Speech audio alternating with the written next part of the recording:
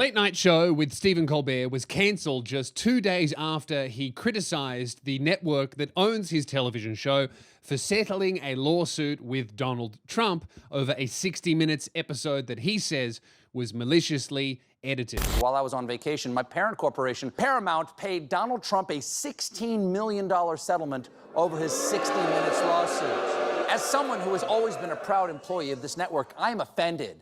And I don't know if anything will ever repair my trust in this company. But just taking a stab at it, I'd say $16 million would help.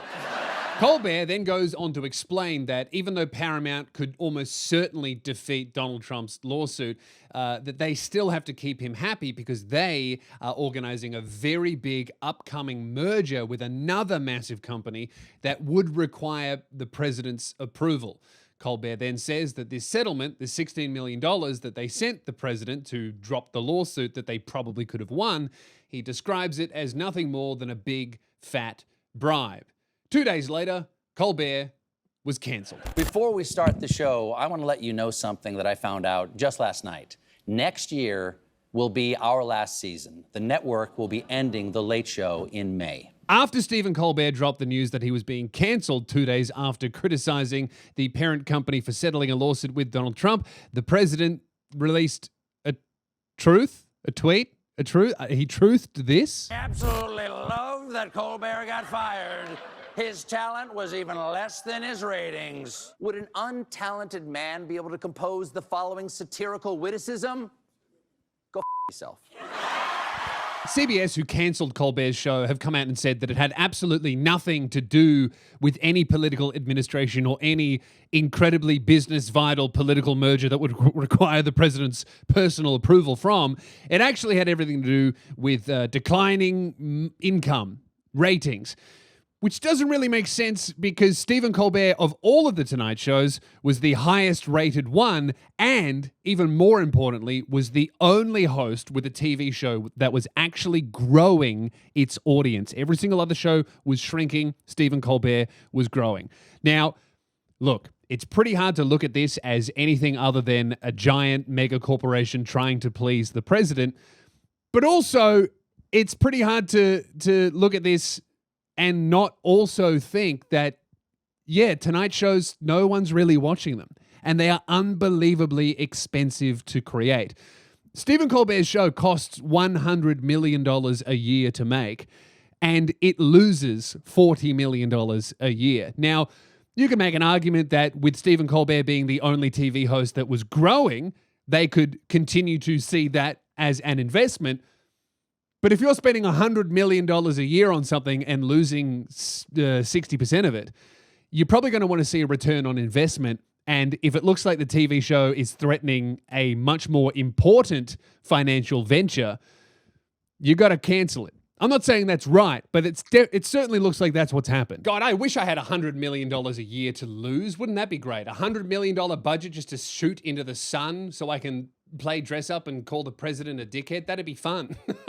I wish someone would give me $100 million to play around with my friends and tell silly jokes into a camera that get laughs sometimes. That'd be great. Unfortunately, I don't get paid that much money, but you can support me by buying a ticket to my comedy show, loosespears.com 2025. Come and see me live. I've got a couple shows left in Australia. Then we're off to England, Scotland, Ireland. Tickets are going crazy. Get them now, and I'll see you there. Personally, I think this is this sucks, man. I love late night TV. I am almost sad, really, that I was born way too late to engage with it creatively as a comedian myself. Like, I missed the boat on that by about 2 or 3 decades. You know what I mean? Like, late night TV just isn't what it used to be anymore.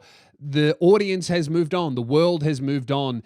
Late night TV hosts and the people that write the shows have not figured out how to innovate the TV format in a way that makes it accessible for newer, younger generations. And even celebrity guests have really stopped prioritizing Tonight Shows to sell whatever they're hawking. Previously, Tonight Shows were really how you sold anything. TV, album, if you've got a movie coming out, you would go and you do all of the Tonight Shows. You would banter with the hosts. These would rack up millions of viewers of people locked in, sitting at home, and then even more online. And they would actually get bums in seats or people to purchase an album. Those days are over now. What I thought was really interesting about the new Superman film, from cast members to the director to behind the scenes people, all of the interviews and promotional material that I'm seeing are from the actors going on YouTube shows, not on television shows. Superman is one of the biggest and most important releases for Warner Brothers of the year, of several years if we're being honest.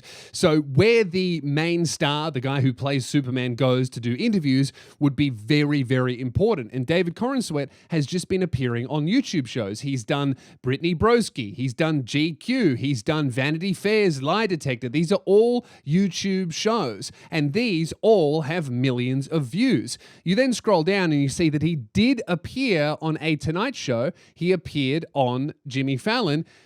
It has 650,000 views. Now, I'm sure there would be a lot more views on television, but how many of those people are young people with kids that want to go and see a Superman film? Probably not that many. As unfortunate as it is, not even the industry, but the audience has moved away from Tonight Shows. And I think this is tragic because I think the format of the Tonight Show is something that can be so magical and so interesting and so amazing and funny to watch if they just figured out a way to make it not cost $100 million a year.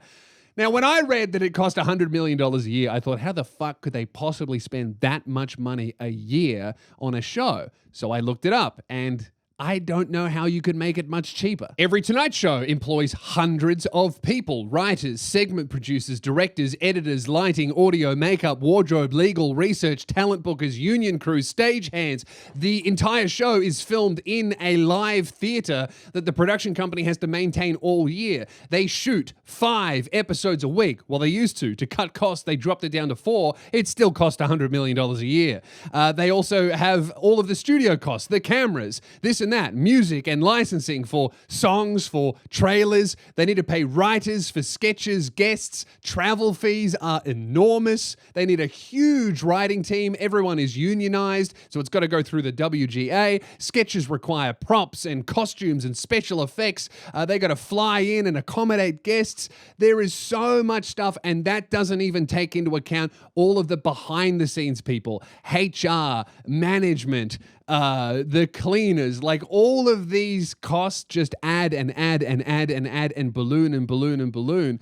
And I suppose that if you're a network looking to make a show like this profitable, either you fire everyone and the quality of the show massively suffers, or you just cancel it entirely and try and build something bare bones from scratch. I don't know how you would fix this problem, because if something's costing $60 to $100 million a year in losses, and and it costs $100 million total, and the audience is dwindling, and the advertisers are leaving, and even the guests that would pull in an audience are choosing long podcasts with people like Theo Von instead of doing Tonight Shows to promote what they have going on, I don't know if this is a fixable problem. When you have MTV with Nicholas Hoult and David Corenswet getting, what is this, 76,000 views? Like, they would do better on my YouTube channel, right? When you're comparing 76,000 views on a traditional media format that's like 8 minutes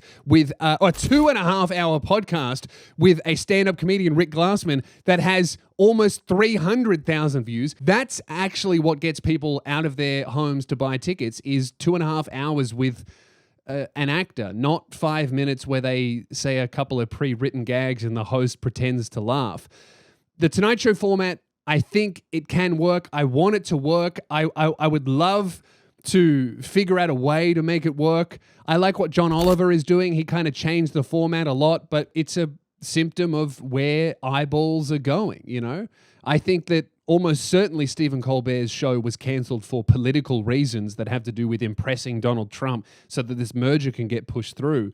But I don't know if these shows are going to last 10 years if they keep spending the amount of money they're spending on them and running them like this while the audience chooses to put their eyeballs elsewhere. As unfortunate as it is, the new Tonight Show is whatever is in your phone. And that could be a little bit of me, a little bit of a long form interview. If you wanted to listen to music, you can chuck on Spotify. Like, the Tonight Show format is essentially, if you really think about it, it used to be the algorithm, right? It would be a bunch of tastemakers and writers and people in multiple different entertainment industries, from writing to music to movies to TV to comedy to this to that. They would come together and show people what there is to enjoy. That is what the algorithm in our social media is now. It shows you what it thinks you would like and what it thinks you would enjoy. And you know, unfortunately, that means there's no one to stop degenerate content coming into feeds like there would be, in a HR department at The Tonight Show.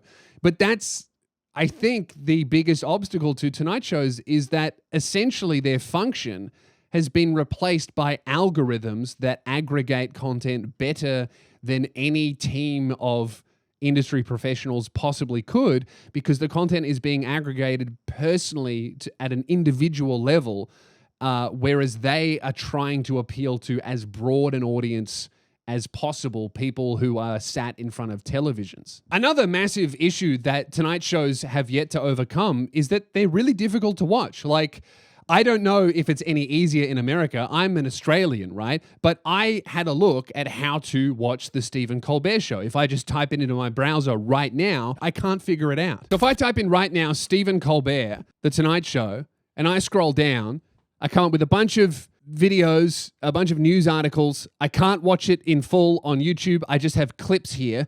And then I'm scrolling. I don't find anything. Now I'm searching watch online, all right? Okay, we've got Apple TV Plus. Let's have a look.